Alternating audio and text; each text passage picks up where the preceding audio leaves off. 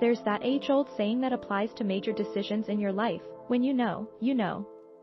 And when it comes to my sanity, happiness, or financial future, it's a saying that has rung true time and time again. Finding the right time to quit a job is never easy, whether you hate the job, love it but have to move on, or feel indifferent about it.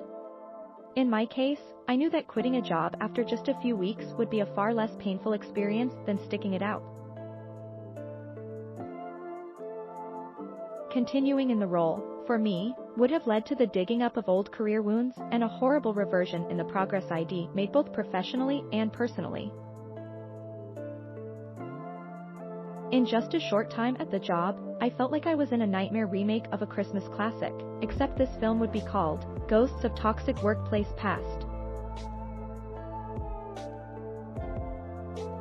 It was like allowing my ex to take me on a 10-day vacation cruise. Immediately, no.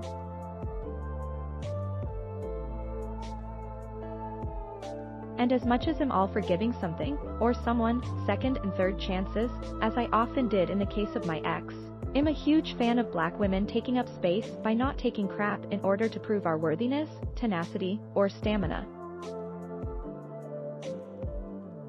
As strong women, we're supposed to accept that, work 10 times harder, and big girl panties mission, even at a job that makes us miserable. Not only are we to survive, but we must overachieve and thrive. As my favorite Auntie Betty Wright once said, no pain, no gain, right? Well, after too many years of that, I now advocate for nipping things in the bud early, especially in matters of the heart and profession, and especially when it's to your detriment. Here are a few red flags that led me to push the resignation button so soon. 1. From day one, the job description did not match my understanding of the duties. Keywords: my understanding. I often overthink almost everything in my life, so I definitely asked quite a few questions during the multiple rounds of interviews for the job. I also reread the description and asked questions via email, so that I could get a few things in writing before the actual offer was made. I thought I knew exactly what I was getting into. As someone with almost 20 years of experience in my field, I figured, hey, a few minor things might be adjusted, but the overall expectations of the job, the people I'll be leading, and the nature of the work won't deviate much, at least not in the first 6 months. Wrong. Immediately upon starting the job, I noticed that not only was I suddenly given an extra team to lead, but the switcheroo was done very casually, as if it were normal.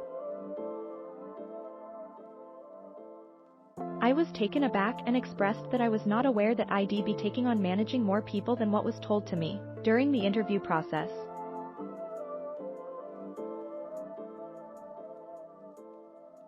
The response: oh, it's just.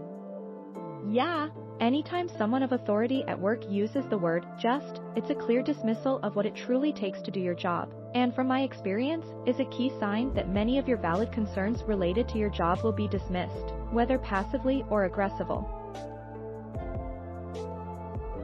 Yep, this happened to me as well, which is why, again, this job clearly wasn't for me.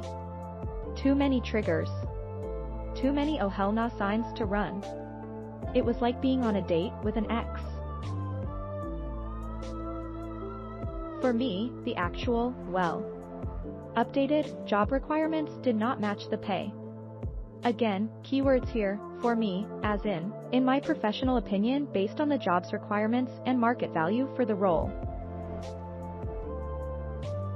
Additional team members were added, along with the time, energy, and talent it takes to manage them, with no raise in pay or update on my benefits package. None. Do I need to say more? I'd worked at major companies and for major brands, proven myself time and time again for almost 2 decades, with the career receipts and education to prove it, only to be flagrantly asked to do the extra work for free. Thanks for watching. Please subscribe.